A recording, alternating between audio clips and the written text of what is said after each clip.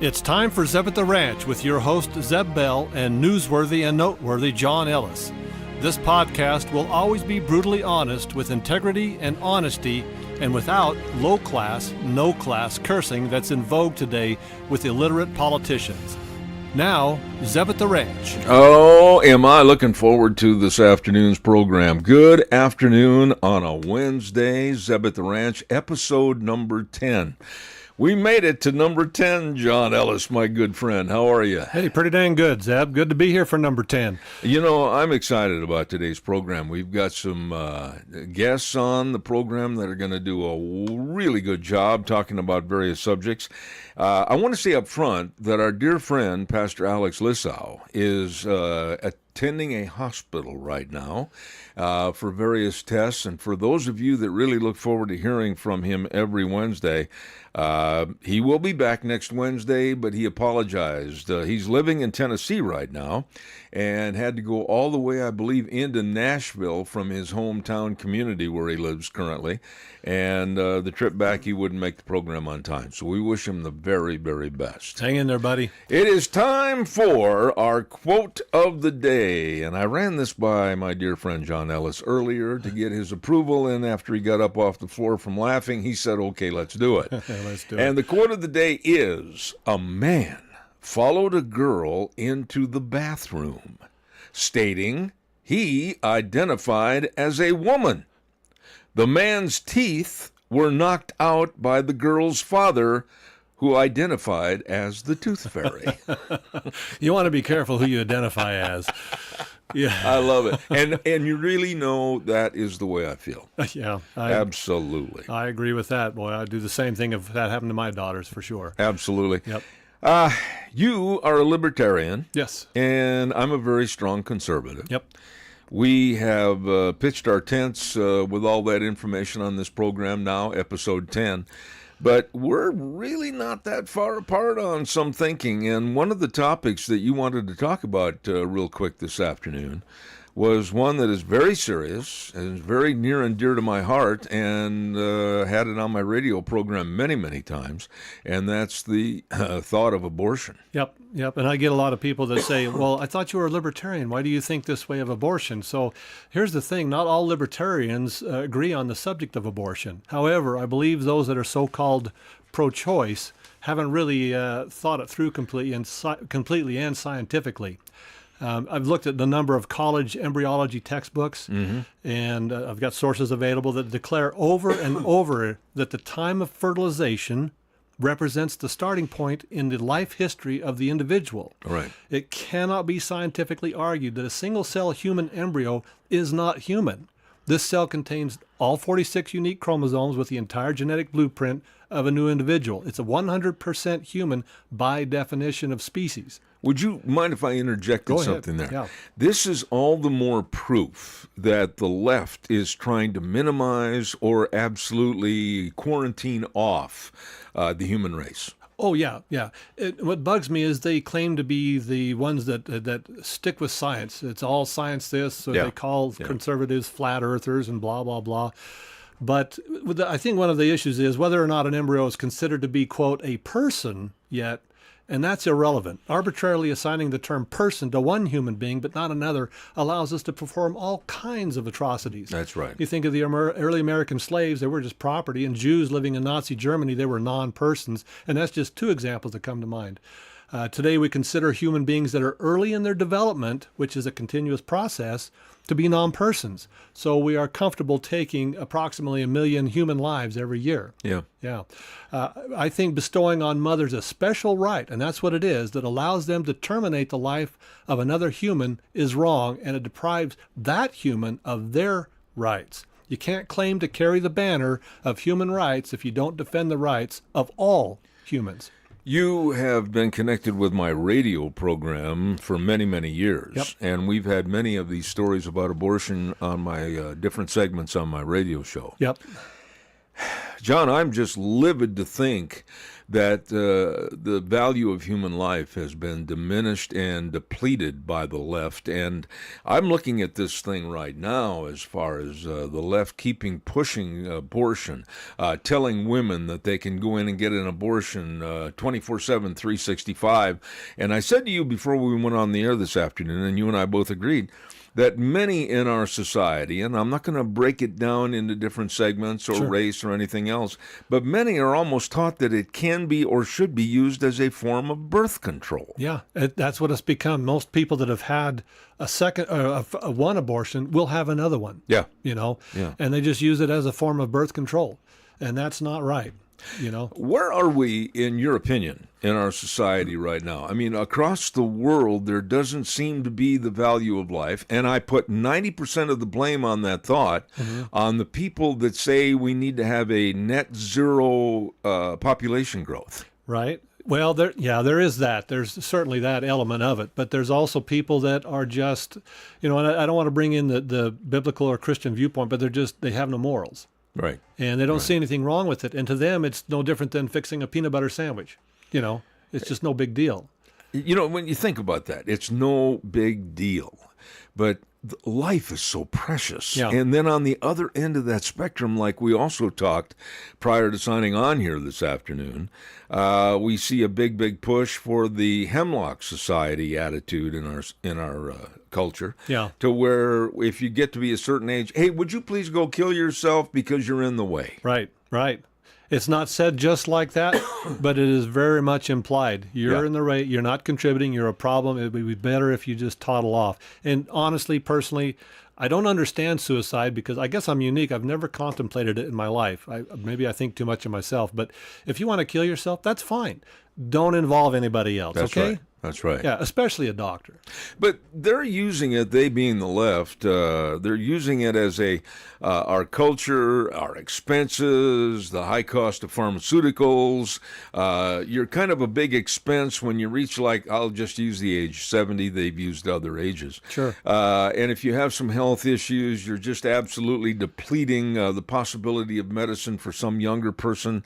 And they're creating an aura to the seniors in our society, and many of which have accepted, unfortunately. Yep. Oh, gee, I think I better do away with myself so somebody else can have the opportunity. Yeah. Boy, that's a sick society. I think it is too, and it's just another form of age discrimination. Abortion's a form of it, Absolutely. and this whole thing about getting rid of the old people, that's another form of it. The only thing we want around is healthy young people, and that's nonsense. Absolutely. Yeah. I had on my program one time, and I got to say this quickly, we've got Steve Goreham coming up in just a few minutes.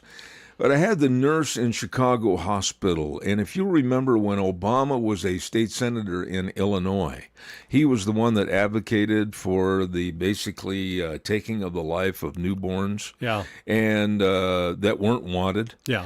And I had that nurse on my program that absolutely was told to take the baby and put it on a gurney Oh yeah. and push it into a closet and leave it alone until it expired. Yeah. I'm not ashamed to say this at all. That nurse that I had on the program, I cried with her Yeah. because I can't imagine our inhumanity. Yeah. Yeah, it doesn't make any sense, if you don't respect life, if you can't see what life is. And part of the problem is, especially with abortion and pregnancy, is that baby can't say anything. That's right. You don't see it, so They it's don't not have real. an advocate. They don't have an advocate. Their advocate is wanting to kill them. Yeah. Their mother, Where are we right now, though, John? Do you see this as a growing encroachment, larger numbers in our society? Well, I just looked up the recent figures because I wanted to be accurate on the total number that are occurring every year, and it doesn't appear to me that there's been any kind of a huge change, and I don't think there will be unless people are educated and that they learn and that you show them this is a real human right here. You don't want to kill this, Do you see it happening with the college kids? I mean, the Gen Zers. Do you see an appreciation for life, or is it going downhill every day? Well, I think it may be going uphill in some respects and downhill in others. I think the country's becoming more divided, and so those that are standing up in favor of protecting the unborn, I think, are getting a stronger voice. But those that are against it are just jumping up and down in the canoe, causing a problem and trying to get more of it done. I was a real strong advocate of some of the comments, many of the comments of Charlie Kirk at Right. college campuses, Yeah. talking about abortion, meeting it head on like you and I are right now, Yeah. and showing and talking about the value of human life. Yeah, yep. Yeah, he did a good thing, and honestly, I never really followed Charlie Kirk until after he was assassinated. I knew he was a voice out there standing for important things, but I didn't really follow him. But now that I've had a chance to get a closer look at his life, he was definitely a positive influence on our society, and I think that influence is growing today. Well, I think through his wife Erica and the others that are involved in Turning Point USA, pardon me, I got a little bit of a cold. I think we're going to see much more. When you see college campuses like Ole Miss and many other college campuses, even USC, have literally thousands and thousands of students go into these auditoriums to hear and listen what's going on. Yeah. That is a bright light for me. Yeah, that's a very positive improvement, And I think on another thing to consider is that I think some of the Democrats or the left are starting to kind of move more to the center. They're starting to realize that their whole party, their whole philosophy has been hijacked by extremists like, Fetterman, or the senator, Fetterman. Yeah, Yeah. from Pennsylvania. Yeah, there's a perfect example. And you get more and more people like that are going, wait a minute, Bill Maher. Yeah. I mean, he's Of all people Of all that people. have really come to the forefront, and I, as a conservative, I'm applauding him for his comments. I know. Yeah, so I think there's definitely a change. I just hope it continues to improve, and I think as people become educated, they'll understand better. Absolutely. We're blessed today to have a gentleman that has been on my radio program in the past many, many, many times, and I have the utmost respect for his knowledge about the climate and the loonies on the left. Ladies and gentlemen, I'm very fortunate to have Steve Goreham, Executive Director of the Climate Science Coalition of America, author of 4 books, and they are great books on energy, climate change, sustainable development, and public policy, with over 100,000 copies in print. And his latest book is Green Breakdown, The Coming Renewable Energy Failure. And last month, Green Breakdown again reached #1 in Amazon's energy policy category. All that being said, I'm out of air. I'm going to let him talk. Good afternoon to a dear friend of the show, and that's, of course, Steve Goreham. How are you, my friend? Hey, Zeb, I'm doing great. How are you? I'm doing wonderful, and it's good to have you take some time to come on our program. And I wanted to get right into, and I have a newspaper story from the Associated Press that just came out in my paper this morning in regards to that meeting about the Paris Agreement in Brazil with the United Nations Climate Conference in Brazil. What perfect timing to have you on this show to talk about the lunacy that's coming out of Brazil, and it looks like climate change addicts are trying to do it to us again. Give us your thoughts. Yeah, it's what's going on is called the COP30, the Conference of the Parties. It's the 30th of these United Nations annual climate conferences. They started back in 1995. They have over 50,000 people down in Belém, Brazil, on the northeast coast, a little city of about 1 million. So it's been quite an influx.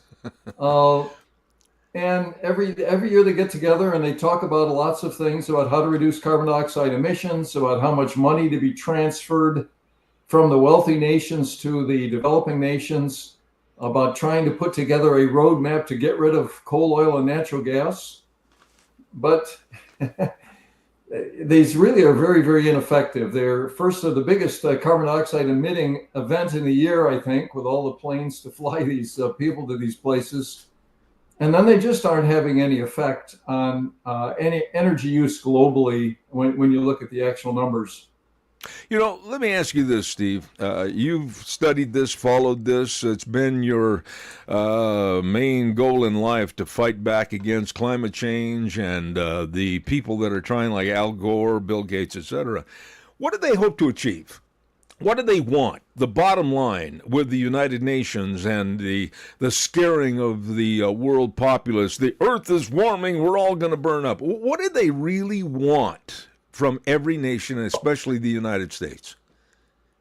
Well, I think it's a mix, and I can't see what's in a person's heart, so I have to trust them at their word.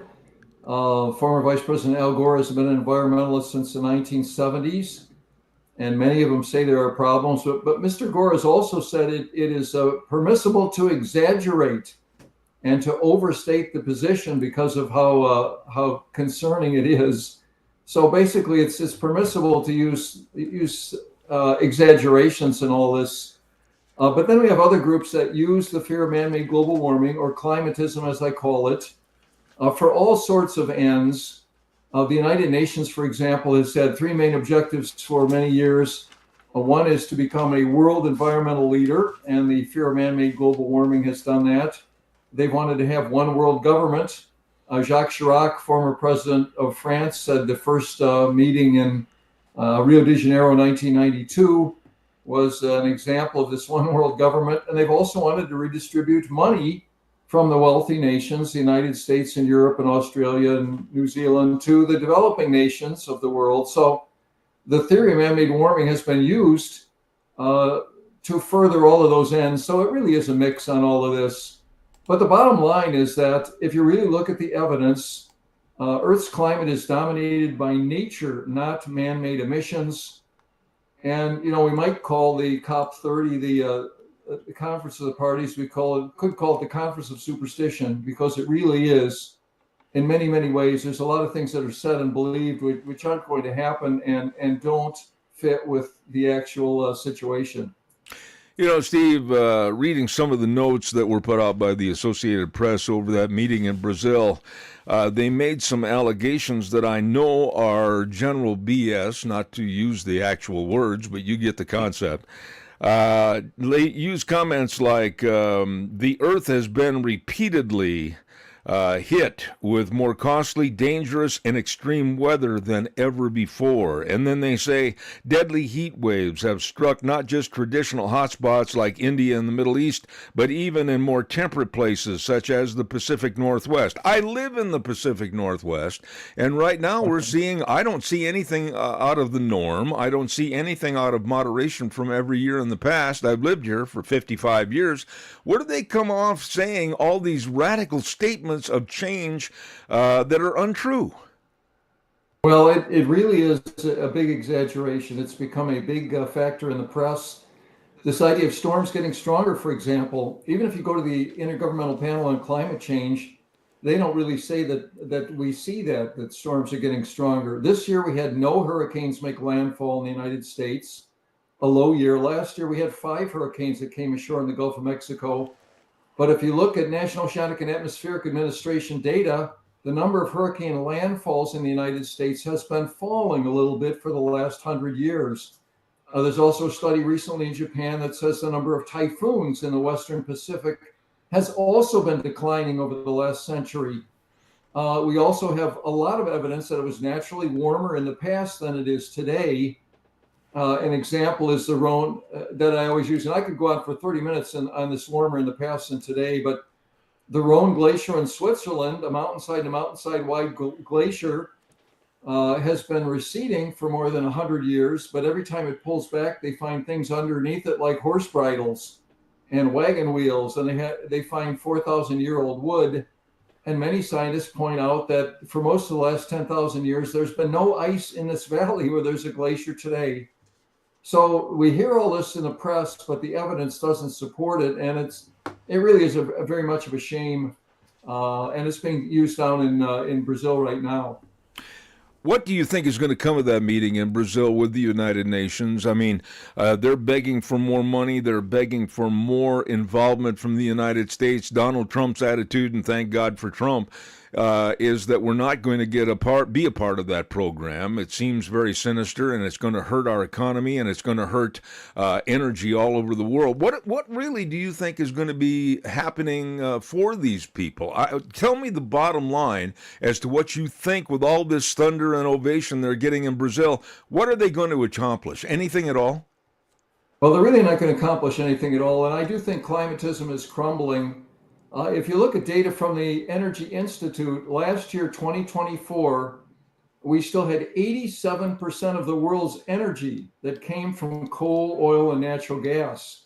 That's just a huge amount.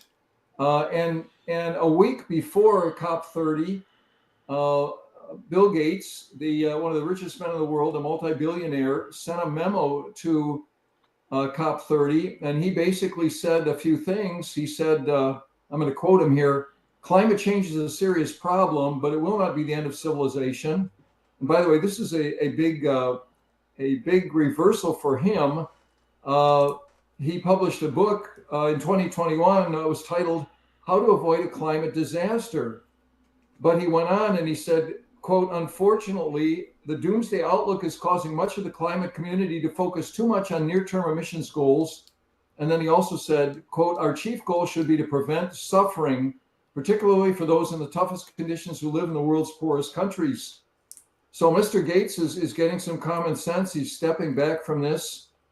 We also have major political parties across the world that are revoking their position on net zero, which is the idea to get rid of all hydrocarbons and use wind and solar. The biggest one, of course, is Trump and the Republicans in the United States.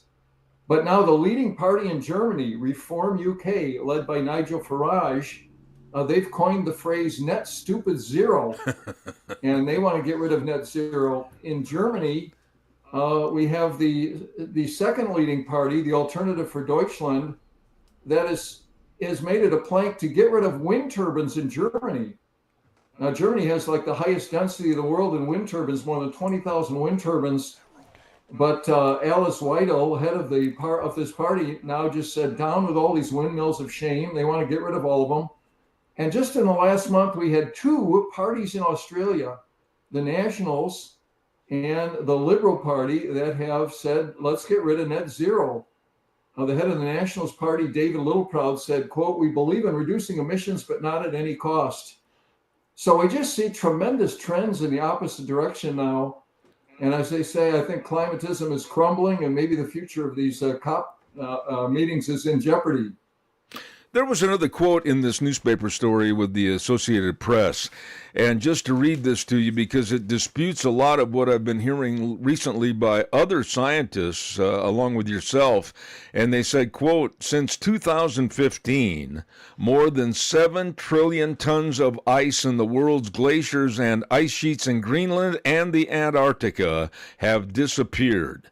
Wait a minute. I've been hearing stories about a cooling trend and more ice being formed. So what's going on here, Steve? Well, I think the ice still is declining a little bit. We haven't seen a rebound. I mean, there's a little bit in the Arctic where it's slowing. And of course, Antarctica has been pretty flat for a long time. But I think we're still generally losing ice. But again, this is a natural phenomenon. And remember, we are not in the age of global boiling, as the United Nations says. There's been many times in the past when it's been warmer than today, and these ice sheets were smaller.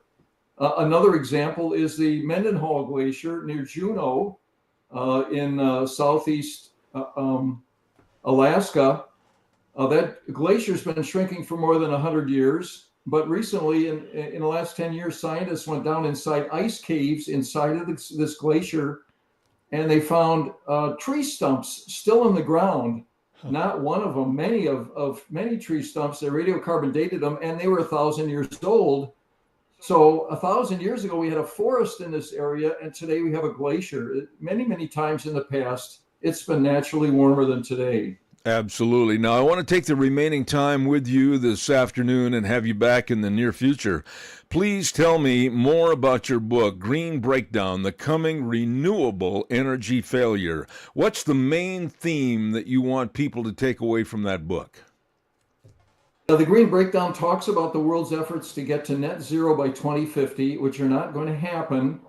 And it's a complete discussion of power plants, home appliances, electric vehicles, heavy industry, heavy transportation, and shows how a lot of these things are having troubles with, they're expensive and what they're trying to get to. By the way, the books, they're color paperback, all of my last 3 books, including Green Breakdown. and they provide the science and the economics, but they also have about 150 color sidebars. And here's one of them from Green Breakdown. These are real articles. Utah school gives kids disgusting insects to eat in class for climate assignment on cows killing Earth. This happened in a middle school. The teacher brought in a bunch of bugs and had the kids eat them as a lesson. But, this is just what's going on in this crazy world of this mad world of climatism. Absolutely. Steve, I'm going to ask you to come back in a couple of weeks. I want to have you back on this program on a somewhat regular basis to talk about the lunacy that's going on with the left and climate change fanatics. Once again, ladies and gentlemen, his book, the latest book, Green Breakdown, The Coming Renewable Energy Failure, written by Steve Goreham. God bless you, the Executive Director of the Climate Science Coalition of America. Thanks for coming on the program, and believe me, I'll be in touch. Thank you, Zeb. Till the next time. Thank you, sir. Wow, you can learn a lot. And not only reading his books, but listening to him. He really knows his stuff, and we appreciate Steve Goreham for coming on the program. John has been handling all the mechanical things and the technology things on this program. I don't know how he does it, but I'm blessed to have John Ellis with me on the program. I'm sorry we didn't get you on there the last couple of minutes. Well, that happens you were sometimes. busy. Yeah, we're busy. Busy now. No, I don't see Frosty coming online just yet, so I hope everything's okay with him. I do too, but we'll kind of cover and pad our time here a little bit. John, would you mind giving us the information on how they can listen to the program, they can watch the program, they can get the blog, all of that? Yeah, you betcha. Just go to zebbell.com. That's ZEBBELL, zebbell.com. Right there on the homepage, we'll have the current broadcast up and ready to go until it's playing, and then we'll shift it out for next week's later on. And a special thanks to Andrew for helping us with that. He's really been a big help on getting graphics and whatnot. Go ahead, Zeb. No, I was going to say, I was just agreeing with you that Andrew called us up in Calgary, Alberta, Canada. Yeah. One of the great guys. We know that Andrew's been a little bit under the weather as of late, and we pray for his health and everything. But, boy, you talk a man that is talented like you are. Unbelievable. Yeah, he's a wonderful gentleman, been a big help. So we hope everything goes good for him. And he's going to tune in later, he said. He's going to check the broadcast after we're all done here. So Okay, well, this might be a day where we're having zeros on the board instead of home runs. We don't know. No, we're going to be fine, Zeb. Right now, ladies and gentlemen, we were expecting our dear friend Frosty Woldridge in Golden, Colorado, and he's not calling in and not attempting to call in yet. Maybe, you never know, something might have happened with the connection, the computer, and everything else, which leads me to ask you about this, my dear friend. We were talking about it prior to the show's beginning, and you said you had quite a few comments on this, John Ellis, and I know I do too. Sure. There is an advertisement on television, Yeah. and I caught it twice the other night, and on two different stations. And it shows a husband and wife sitting at a table talking to a moderator. And the moderator seems like he's a holier-than-thou attitude, looking almost down on this couple. Yeah. They are white. They are Caucasian. Yeah. And basically the gist of the ad is, aren't you ashamed of your white privilege, and are you taking the time to tell and teach your children that they also should be ashamed of white privilege? Yeah. I about went through my roof and circled the house 3 times before I landed again. Yeah, I'm not ashamed to be white, and I never will be. No, I agree, and I'm about ready to adjust this camera to show the hair on the back of my neck, which There is you go. standing straight up. Yeah. I got a big problem with it. Ultimately, the whole philosophy of, quote, white privilege is based in racism. Mm-hmm. I have a defect for no other reason than the color of my skin. I am less than other people because I'm white. Right. I have a problem because I'm white. I don't understand how the people that are pushing this white privilege thing can't see that the whole concept is racist in its foundation. Is it something related to what happened to the Negro race around the world? And perhaps centered around what happened here over 150 years ago with our Civil War and slavery, etc. Is this kind of a reverse psychology, a reverse play on what happened? Now they're going to try to throw this at the whites? I guess it's frustrating to me because it just, I understand that some people are underprivileged depending on their station in life. Let me interrupt you right there. Yeah. We're good friends. I can do this. Sure. You can do it to me too. Yeah. Underprivileged, or are they under trying? Well, I'm sure there's people that are genuinely stuck and are in a bad spot. But to just say that automatically because of the color of your skin, you have privilege over somebody else, it just isn't right. It depends on where you're at in the country. If I go walking around in Queens, does my white skin give me privilege there? Absolutely not. White skin might get you in trouble. It might get me in trouble. That's right. And I don't say that as a racist thing. I'm just That's right. saying you've got to look beyond a person's skin color to understand where they are with privilege. But what are they doing, or what are they hoping to achieve on these ads? Very subtle, no music, just straightforward, trying to minimize or, I think, demonize people that are sitting there. Why is Johnny feeling this way? Well, he's privileged. He has everything. And you really should take the time and go home tonight at the supper table, and you should show everybody in the room how privileged they are to have a kitchen and a dining room and a living room. Oh, you white people, you have everything. I don't like that attitude. I've worked for everything I have. Yeah. And I started working when I was 14, Yeah. let alone working at my dad's farm. Yep. And I am a little bit more than miffed to think that I had somebody hand me a silver spoon. I can't find it if they did. Yep.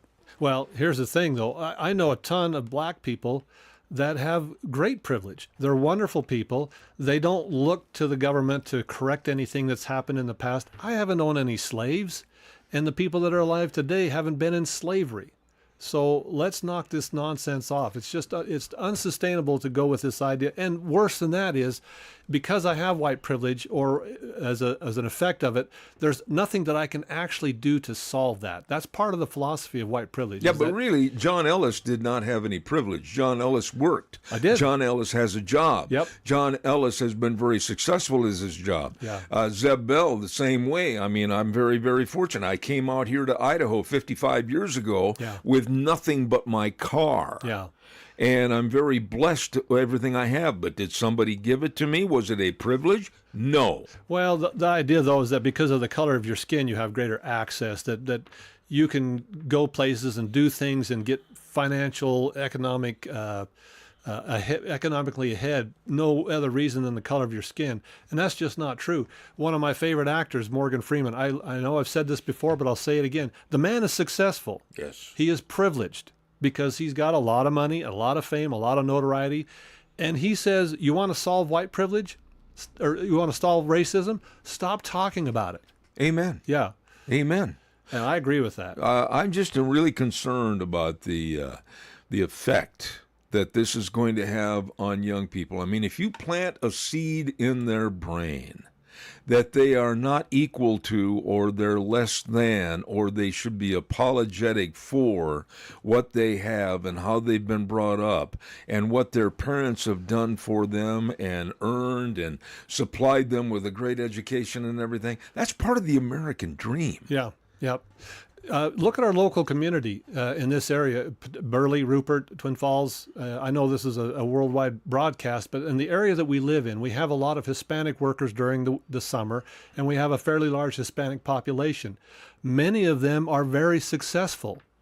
And the ones that are, I hate to say this, are the ones that have the command of the English language. Mm-hmm. You know, if I went to Germany and I was going to try to go into business there or do anything there, I would learn the language first and stop saying that you've got German privilege just because you can speak German and I can't. Well, look at Dr. Ben Carson. Oh, yeah, he's a good one. Here's an example that I really look up to that came from the ghetto, and he had every chance in the world to be a ganger, had a chance to be have his whole life disrupted with crime, thrown in prison and everything else. Yep. Look what he did. Yeah. Yeah, that's there's story like that after story like that where people have a problem is when they just look at themselves as a victim and believe that they can't do anything about it. And that's nonsense. In this country, it's nonsense. Would you? I'm going to lay the finger in the nose on not in the nose. That sounds really good. On the nose of education, because I think that in days gone by, guidance counselors, and I don't know how your high school was or et cetera, but guidance counselors, what are you going to do after high school? Well, I don't know. Help me out. Well, your grades aren't good enough to go here, there, and everywhere. But at least there was somebody helping and telling you what you could or couldn't do. What are your thoughts about? Have we lost that ability today to really tell kids to reach for the stars, regardless of what their skin color is? I think in some schools that's probably still the case. But what it boils down to me is the parents. Mm-hmm. It's generational. If you're teaching parents that they don't have the privilege, and they teach that to their children, who teach it to their children, and you got fourth generation people on welfare because they've been taught they can't succeed. Yeah. All you got to right there, the two words. You summed up everything. You can't succeed. Right. They're listening to somebody else put a ceiling over their projected success. Yeah. I always encouraged my kids and told them, I don't care what grade you get in school. If you get straight A's, that's fine. If you get straight F's, that's fine. As long as you do your best. Absolutely. As long as you do your best, I'm going to be proud of you. And I think if parents will stop looking behind them and start looking in front of them and saying, hey, kids, you can do better than I did. And you're in a place where you can take advantage of a lot of things. It doesn't matter if you're black, white, purple, woman, man, anything else. You have everything at your hands that you need for resources to be successful. I think that both of us would agree that in our area of the United States, here in southern Idaho, where we are right now, that we are not seeing through the school systems a thumbs down on certain people or a holding back of certain people. But that at various schools across the United States, be it in Chicago, be it in LA, New York, wherever it might be, there is you can't do this. And if you're really a top-notch honor roll student, they're actually holding people back for fear that somebody lesser than might be offended. Yeah, that's something that drives me crazy, is holding people back that can excel just because of the color of their skin. Yeah. That's nonsense. I think you should give every person the best possible help that they can get to be the best version of themselves that they can be. What is the merit, in your opinion, of stopping or stymieing kids that really go to school with the idea of, oh man, I can take this and I can get an A on this test, and I want to be a nuclear physicist, or I want to help send the rocket ship to Mars, all this. And then all of a sudden the concept is, and this is true because it's happened in many, many schools, they say, no, they're going to deplete and diminish the higher education sources in the school so everybody else can, quote unquote, catch up. Yeah. I never have like that lockstep idea. In fact, I've had some pretty unpopular views on education. If we're going to have public education, reminder, folks, I'm a libertarian, so I'm not necessarily hot on the public. I don't understand why you can't just put everybody into the school and let them excel as they can. You might have some poor guy that's 18 years old. He's a struggle reading. Don't shove him through. Let him learn how to read, even if he's 18 years old. Give him that time. But if you've got little Johnny and he's 6 years old and he's doing calculus, let him run with that. Give him more. Let him learn. Let him be the best version that they can. And I guarantee you, virtually every person that's alive in the world has some special talent that they're very good at. Well, that leads me to ask about you, and I know my path was driven by God. Mm-hmm. I mean, there was every opportunity for me to be a failure. Yeah. Really. Yep. And I'll go into mine in just a little bit, but what different paths or what different trails did you follow to eventually be what you are right now? Well, I had a pretty bad start. I've seen the pictures. I went into high school ranked number 1 in my class, in a class of about 400, and I came out ranked about number 40, and I was high the entire time. Now, could you imagine what I would have been able to do if I'd have just gotten down to business and gotten the work done? That's true with all of us. And my encouragement to kids these days is, I know this doesn't feel right, but do the best you can in school, man. Drive those teachers crazy with questions. Yep. Dig for learning, and find something that you love to do and learn how to do that. So, I should have gone to college and learned either, videography or computer science or whatever. I didn't go to college, which was good. I would have just wasted the money. I went to work for the post office for 20 some odd years. And then I finally took my own advice, and now I do what I love for a living. And it's stuff that I'm reasonably good at and fairly successful at. And I love that. So I think if you can encourage your kids to do something, find out what they're good at and help them every chance you can with that, and tell them you can be successful. You may not be successful as a rocket engineer, but you could certainly be successful as a mechanic, and there's no shame in that. Absolutely. Not the money they make today, I'll Why, no tell kidding. you. Yeah, and the trash Plumbers, collector. electricians, everything. Yeah, I talked to a guy at the post office when I worked in Twin Falls on the machines, and he told me, and this isn't how I felt or anybody I knew, he says, I was made for this work. Yeah. This is what I'm supposed to be doing. And you'd think of that and go, well, don't you have any higher aspirations? It doesn't matter. He's good at it. Did God or God's pushing in your life change your life? Oh, certainly. Mine too. Mine Yeah, too. I was saved early in my 20s, and it did change my life and my outlook on life and that sort of thing. So definitely, I look back and I can see now the angels that were keeping me from jail, keeping me from destroying my life, and I'm thankful for that. So, but yeah, if you've got God in your life, you can be successful. That's the bottom line. When I got out of high school, and high school was not a good experience for me. If it didn't involve sports, I didn't want to be there. I just hated high school. And when I got out of high school, my grades, you had to look down an elevator shaft to find my grades. They were pretty low. Yeah. And I went to work in a print shop, making those monolithic plates, for printing presses, et cetera. Yep. And I did that for a year. And every day of that year, I really developed a self-loathing for my stupidity. And I was given a tape recorder about 3 years before that. And I put it up on the shelf. Never used it. Yeah. And one night I went home, and I know this might sound funny to people, but it's a true story. My wife's sitting here in the studio with us. She knows it's true. I knocked that tape recorder somehow off the shelf, and it hit the floor in that closet, and I looked at that thing, and I thought, wow, I wonder maybe if there's not a career where I can use the talents and my gift of gab. Yeah. Long story short, went to college, got my degree in communications, and here I am. There you are, man. And it was all God, I think, in that tape recorder. Well, and here's the other thing, and this is why I think kids need to figure out somehow, it might take them till they were my age when I figured it out when I was 40, what it is that you're good at, what that you like to do. Because if this was a job to you, you would have quit doing it 15 years ago. Easy. Well, longer than that. Yeah. You know what I'm really. saying? Yeah. There's no reason to continue it, but this is something that's in your blood that you love to do. And so it becomes not just a job, but your life. But I think everybody has that opportunity Yes. to sit back and maybe hold a mirror in front of you or whatever and say to yourself, what do I like to do? What can I do? Yeah. And how can I enhance it through education? Yep. Even if you're in a bad situation, I remember Charles Payne talking about this, and I don't know if people know who he is. He's a very famous economic Fox Business. Fox Business Yep, guy. yep. And he said when he was younger, he got a briefcase and he just started carrying it around. Yep. And he wasn't in a good position.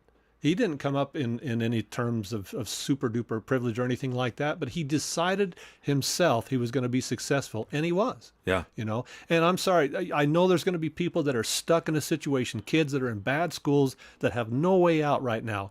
My advice, when you can, move someplace else where you can have the opportunity. Absolutely. In my case, if boy, this shows my age now. I'm getting a little rickety and crickety. If you'd have told me back in the 60s that in just a very few years from that point, I came here in 1969. And if you'd have told me, and I'm not bragging, folks, don't take this the wrong way, that I would have had the opportunities to announce the National Finals Rodeo 6 times, the World Championship Quarter Horse Show 33 times. Amazing. Be an announcer at the 1996 Olympics, fly to Spain to do the United States World Equestrian Finals, all of that, I would have looked at you like, man, pass that bottle of tequila. That is not going to happen. Yeah. But I have been so blessed, along with my radio career, Yep. my television career with all the different TV shows I've had. Yeah. I've been in 6 different movies. All of that because of a tape recorder that fell off the shelf. Yeah, I'm wondering if maybe an angel knocked that off the shelf for you. I believe in that. Yeah, I do too. Definitely. I believe in that. Yeah. And the same for you. You were heavy into music. I was going to be at this point in my life a very famous rock star. Yeah. And started out on that path. We had a good band. We went to Sun Valley and did some recording, wrote our own music. What was the name of the band? Small Talk, That's right. out of Pocatello. And then the band says, we got to move. We got to move to either Los Angeles or Nashville or Seattle, someplace where we have a chance to make it. My wife says, you're not moving. We have 2 kids. You're not moving. Or you're not moving with me. And at that It's funny how they have control that way. they did. It was about that time I got saved as well. And it was like, okay, it's time to focus on what's important. And I don't know what my life would have been if I'd have followed that path.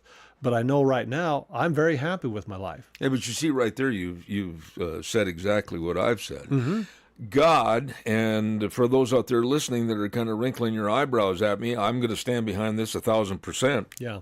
I believe all of us have a chosen path. Yep.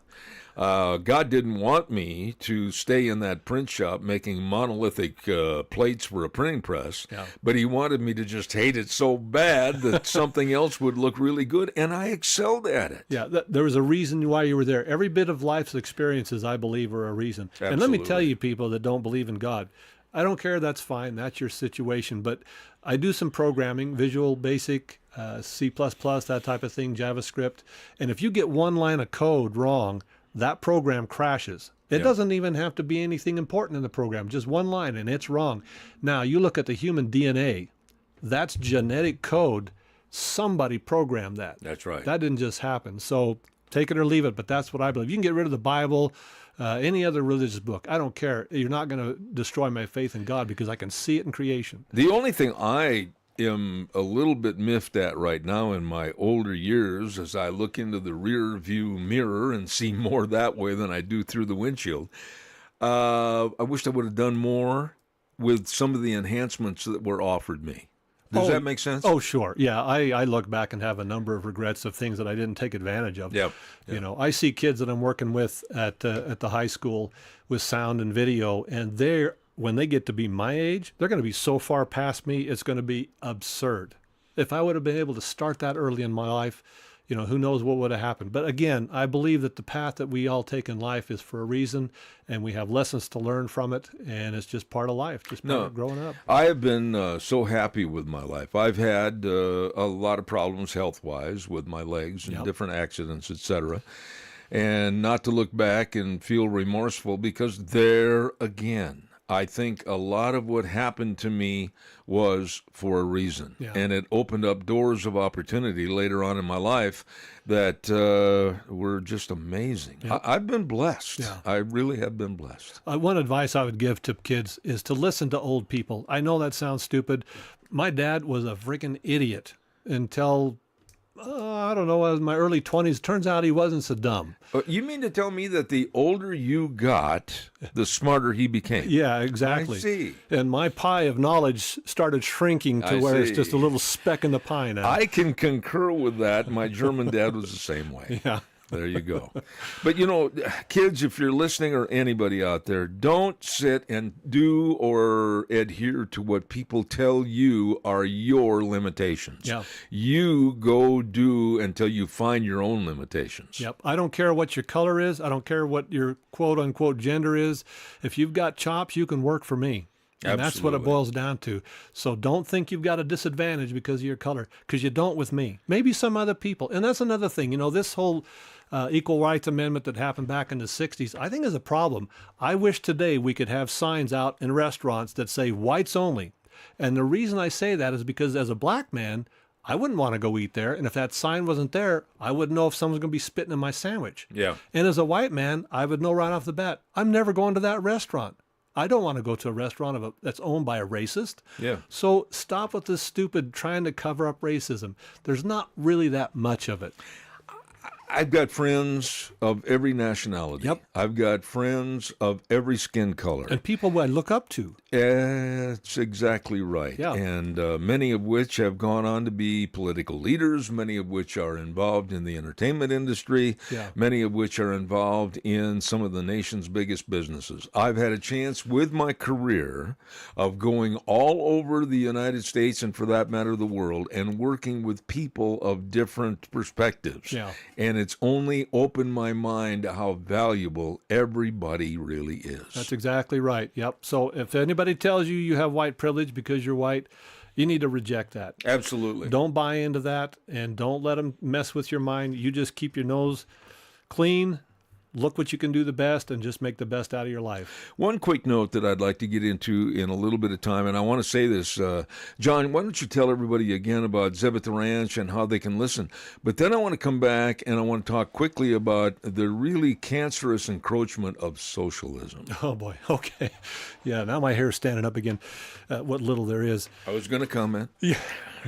So visit us at zebbell.com, zebbell.com, and you can see the broadcast. If you look to the left, you can see a little square there that you can sign up for the newsletter called Cow Pies and Coffee Cups, where you can listen to Zeb rant about his weekly rant and see what's going on there. Some of it's great. Some of it, I have to correct him the next week. So, no, I'm just kidding, buddy. That's all right. That's the beauty of people having different opinions, is that we don't all think exactly the same, and that's how we learn. I'm very worried, and we're going to be talking about this more next week on our podcast. But with Zoran Mondani and taking over the mayor's position for New York City, and then a complete flake up in Seattle, Katie Wilson taking over in Seattle. Can you believe that? I can, because I see it, but I'm absolutely appalled that somebody as dim-witted as she is could take over the leadership of a city like Seattle. This is why I would tell kids in history, ask questions, Absolutely. dig, because you're Absolutely. hearing, oh, free stuff. It's not going to cost anybody anything. It's going to cost you your life. Well, did you see the news clip of her standing out in front of a Starbucks in Seattle, demanding that the Starbucks Corporation close because she didn't like that corporation? I mean, I'm sitting here appalled. People are making an honest living.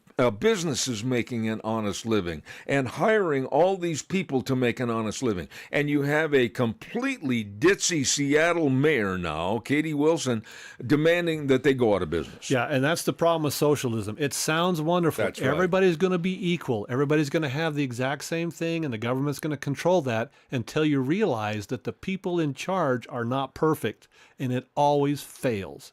On this program, John, we're going to touch on everything, but my biggest fear for this podcast is the evolution, if you will, of America away from its value system from its inception. I'm really worried about all the blood, sweat, tears, and lives that were given for a free society, a capitalistic society that now is on the verge of being pushed over the cliff by people like Mondami and others. Yeah, well, people forget that civilizations are cyclical. And so what you think can't change that you're looking at today can easily change in the future. And so I think we have to go through that process to where this nation dies and turns into something else and becomes something else. I don't want it to happen, but I think it's going to, because people don't remember the past. Well, okay, right there, remember the past. But in the past, starting from today and working backwards, tell me, please, one country, one instance, one group of people that have ever benefited by a government of socialism/communism. Oh, none. That's the thing. That's the problem. Yeah, it sounds wonderful when you can promise people free daycare, free bus rides, all this wonderful stuff, because the government's going to control Somebody's gotta pay it. Somebody's got to pay it. And again, the people in charge are not angels, and they're going to take advantage of it. They're going to come along and say, Starbucks, I declare you're out of business. Yeah. For what? Because they made coffee? I'm not a big fan of Starbucks, but they should be allowed to live. If it's a legal product. Yep.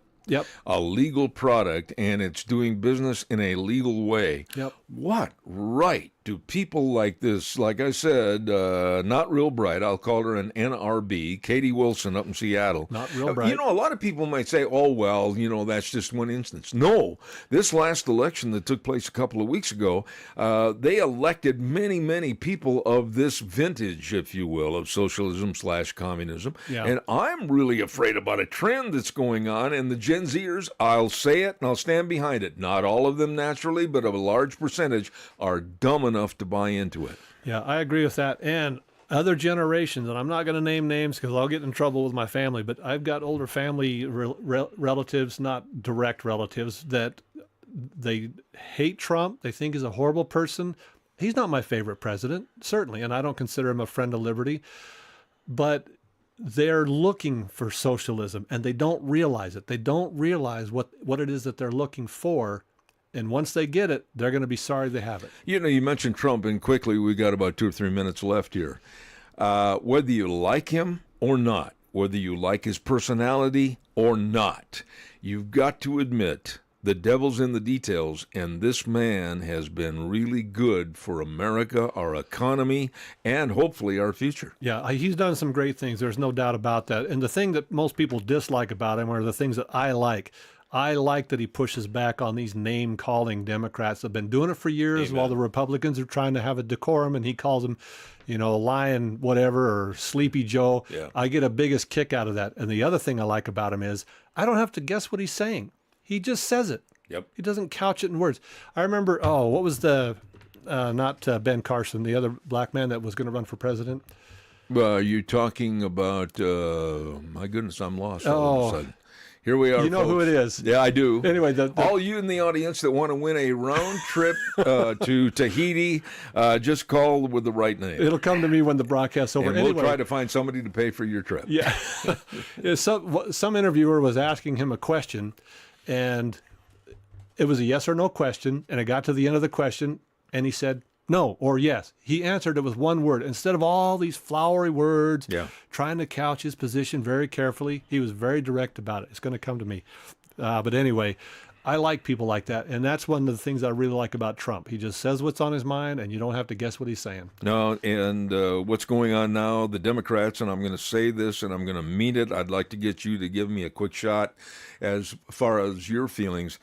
They are, like I said earlier, rats backed into a corner. They are going to do and say anything they can to be abrasive and negative against this administration. Now telling that people in the military should disavow orders, that's just another low spot that's going on with the Democratic Party. Yeah, there's no doubt about it. You know, I don't know if the listeners are aware, but there was a set of Democratic politicians that basically said, if you feel like there's not an order given that's lawful, you don't have to follow it. Okay, well, whatever. But that's not what they mean. They're basically trying to create doubt in the ranks. Mm-hmm. I don't think it's going to work. But more to your point with the Democrats, they are reaching for straws. I think they're making some tactical errors in what they're doing because people are starting to see them for what they are, and they're not going to be successful with it. I guarantee it.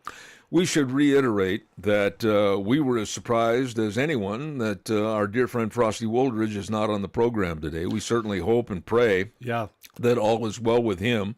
And we were warned in advance that just before the program started, that Pastor Alex with the Why Not God segment was not going to happen today because Pastor Alex was in the hospital, and we're looking forward to having him on the program next week. Yep, let's hope everything goes good there. And, you know, Frosty, I know he's a good character, so there's got to be some reason why he wasn't here today. Absolutely. Hopefully it's nothing terrible. But I did have a good time visiting with you. It is always fun. Back and forth. Have a little chat. Absolutely. Yep. And nobody here got hurt, and nobody punched anybody, and nobody shot anybody, okay? Amen. And nobody cursed anybody out either. That's right. Like a Jasmine Crockett. Oh, geez, yeah. Isn't she something? Yeah, she is Boy, something. her parents must be really proud. Problem is they probably are. That's what I'm afraid of. Yeah. We're going to wrap things up and tell you this is Zeb at the Ranch every Wednesday at 1 o'clock. Tune in, zebbell.com. Thank you so much. And I really want to say at the end of this program, God bless America and God bless our troops. And we always say at the end of the program, the way things are or were. I messed up my own slogan that I've said for probably 30 years. The way things were, the way things ought to be. We'll see you next Wednesday. Take care.